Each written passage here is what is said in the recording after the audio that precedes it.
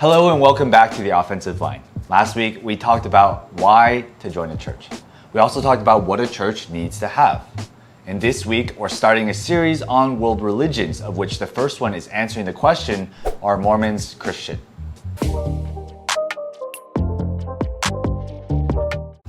Now many people might say that they are, but the answer is that they are not in fact an authentic Christian church, because the Mormon faith denies the eternal deity of Christ, which is an essential doctrine of which we talked about an authentic church needs to have. Simply put, one of the many things that Mormonism gets wrong is that they say that Jesus is not God. They deny the doctrine of the Trinity that we talked about in this video. They would be what we in fact call a Christian cult. They have their roots in Christianity, but have deviated far, far away from biblical Christianity. And it all started with their founder, Joseph Smith. Mormons claim that an angel came to Joseph Smith, gave him a new revelation in the form of tablets. He went into a secluded location and he received divine revelation that churches at that time were in error and that he needed to start a new one.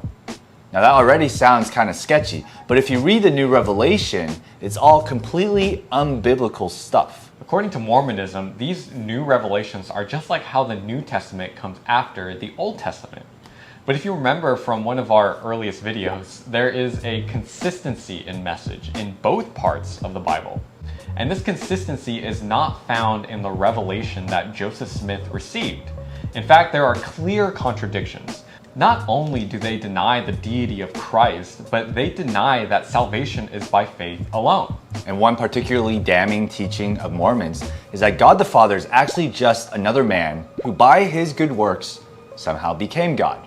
So what that means is that Mormons believe that they too can become gods if they just work hard enough.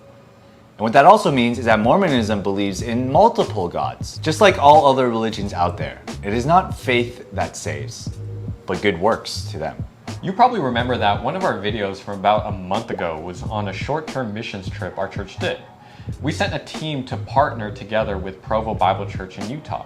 And there we engaged a lot of people in conversation with the intention of sharing the gospel. Many of those people claim to be Mormon, but the sad thing is that most of them had no clue at all what their faith teaches. When we shared about certain teachings of the Mormon church, they get doubtful. Does the church really believe that? But sometimes reason and evidence is not enough for them. So the thing that they end up falling back on is their personal experience. And because it's a personal experience, we can't really say much against it. But that's the thing. No one can verify something like that.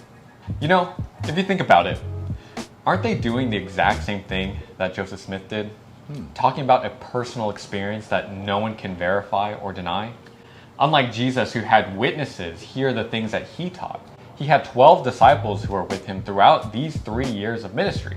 And they weren't just present with them, but they even gave up their lives afterwards because they wouldn't denounce the faith in the face of persecution.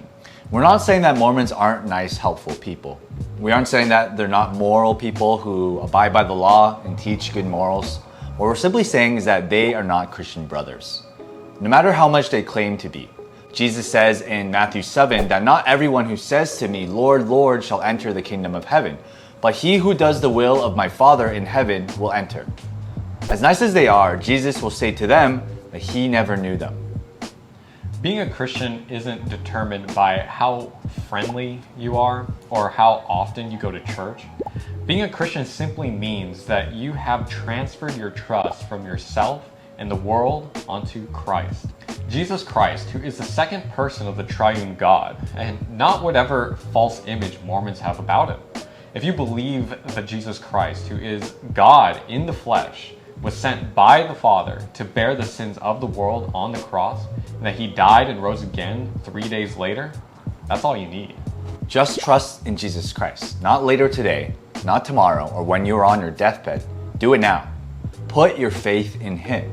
Mormonism is not Christianity, not even close. There's a lot more to be said about Mormonism that Josh here, who actually led our Utah team, can talk about. But for now, we'll just answer the question in the title. But if you're curious, leave a comment down below and Josh can answer it. Leave a comment down below with any specific questions you might have, whether it's on Mormonism or anything else. Make sure to like and subscribe if you haven't already. If you happen to have Facebook or Instagram, you can follow those pages and even send us a private message if you want. We'll try to respond to it when we can. We're Josh and Hanson from the offensive line, preparing you for defense so that you can have the best offense. See you next week. No one can verify something like that. You know, if you think... Let's just start from yours. Yeah.